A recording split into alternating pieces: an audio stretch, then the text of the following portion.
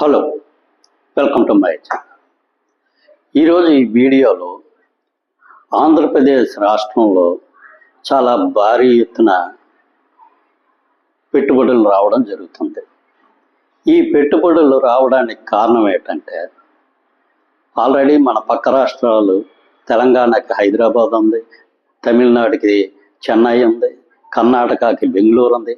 ఇంత mega cities ఉన్నా సరే వాటిని కాదని పెట్టుబడులు మన దగ్గరికి రావడానికి కారణం ఏంటంటే, చాలా భారీ ఎత్తున మన రాష్ట్ర ప్రభుత్వం వాళ్ళకి రాయితీలు, తర్వాత భూములు చాలా చీపుగా ఇవ్వడం జరుగుతుంది. కాకపోతే ఇక్కడ మనం ఆలోచించాల్సిన విషయం ఏంటంటే, ప్రస్తుతం ఉన్న ప్రభుత్వం ఎన్నికల టైంలో ఒక వాగ్దానం చేసింది. 5 సంవత్సరాల్లో దాదాపు 20 లక్షల ఉద్యోగాలు కల్పన చేస్తామని చెప్పి. కాబట్టి వాళ్ళు భారీ ఎత్తున పెట్టుబడులు తీసుకురాకపోతే అన్ని ఉద్యోగాలు కల్పన చేయడం అనేది చాలా కష్టంతో కూడుకున్న పని. అదేవిధంగా భారీ ఇన్వెస్ట్మెంట్లు రావడం జరిగితేనే ఈరోజు ఆంధ్రప్రదేశ్ రెవెన్యూ పెరగడం జరుగుతుంది. దానివలన ఈ ప్రభుత్వం ఇస్తున్న సంక్షేమ పథకాలని ఏ విధమైన ఇబ్బంది లేకుండా ఇవ్వడం జరుగుతుంది. కాబట్టి ఈ భారీ ఎత్తున ఇన్వెస్టర్ని ఆకర్షించడం కోసం అని చెప్పి పెట్టుబడులు పెడుతున్న వారికి చాలా భారీ ఎత్తున రాయితీలు ఇవ్వడం జరుగుతుంది. కాకపోతే ఇక్కడ మనం ఆలోచించాల్సిన విషయం ఏంటంటే, ఈరోజు మిగతా రాష్ట్రాలతో పోటీ పడేటట్టు మౌలిక వసతులు మన దగ్గర లేవు. మనది బేసికల్గా వ్యవసాయ ఆధారిత రాష్ట్రం.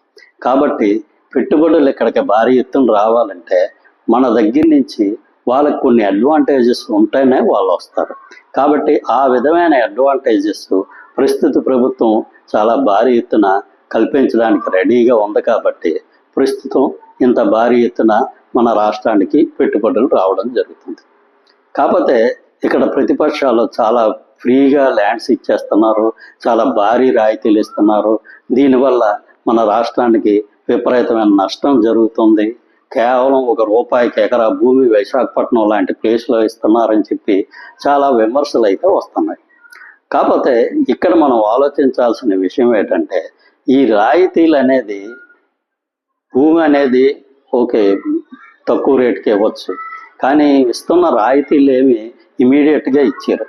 ఈరోజు గూగుల్కి అనుకుందాం, గూగుల్కి దాదాపు 45,000 కోట్ల రూపాయలు రాయితీలు ఇస్తున్నారంటే ఆ కంపెనీకి 45,000 కోట్లు సూట్ కేసులో సర్దేసి తీసుకెళ్ళి ఇచ్చారు.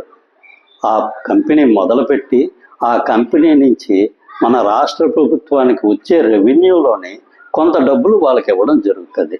ఈరోజు పవర్ సబ్సిడీ ఇస్తారు, ₹1 చొప్పున ఇస్తారు. ఆ రూపాయి అనేది పవర్ సబ్సిడీ మీద ఎలాగిస్తారు? వాళ్ళు ప్రొడక్షన్ చేసి ఇక్కడ ఉద్యోగాల కల్పన చేసి రన్నింగ్ అయితేనే కదా పవర్ అనేది అక్కడ ఖర్చు అవుతుంది. పవర్ ఖర్చు అయితే దాంట్లో ₹1 విద్యుత్ ఇవ్వడం జరుగుతుంది. అంటే దానివల్ల ప్రభుత్వానికి ట్యాక్సుల రూపంలోని, తర్వాత ఎంప్లాయ్మెంట్ జనరేట్ చేయడం వల్ల వాళ్ళకి ఇచ్చిన జీతాల రూపంలో ఇక్కడ ప్రజల పర్చేజింగ్ పవర్ పెరగడం వల్ల దానివల్ల కూడా రాష్ట్ర ప్రభుత్వానికి రెవెన్యూ వస్తుంది. కాబట్టి ఇలా రెవెన్యూలో వస్తే ఆ రెవెన్యూలో కొంత భాగం రాయితీగా ఇస్తారు. అంతే తప్ప వాళ్ళకేమీ నోట్లు కట్టలు సర్దేసి డైరెక్ట్గా సూట్ కేసుల్లో పెట్టి ఇచ్చారు రాయితీలు అనేవి ఎప్పుడైనా సరే ఆ ఇండస్ట్రీ అనేది మొదలుపెట్టి దాని నుంచి మనకి బెనిఫిట్ వస్తే ఆ బెనిఫిట్లో కొంత భాగం తిరిగి వాళ్ళకి ఇవ్వడం జరుగుతుంది.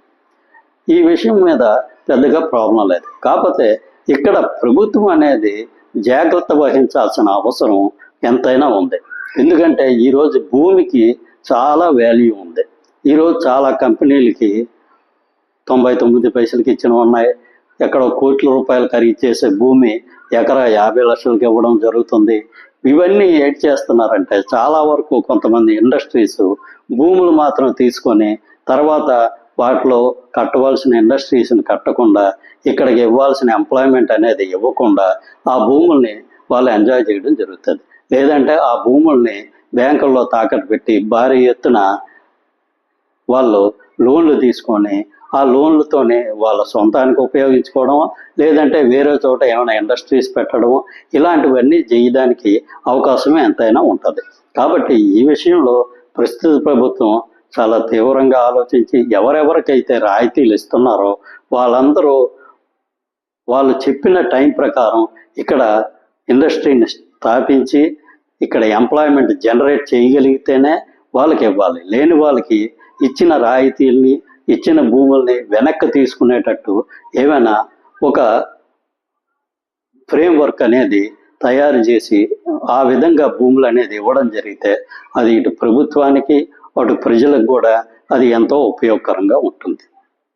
Thank you. ఈ వీడియో నచ్చినట్లయితే ఈ ఛానల్ని సబ్స్క్రైబ్ చేసుకోండి.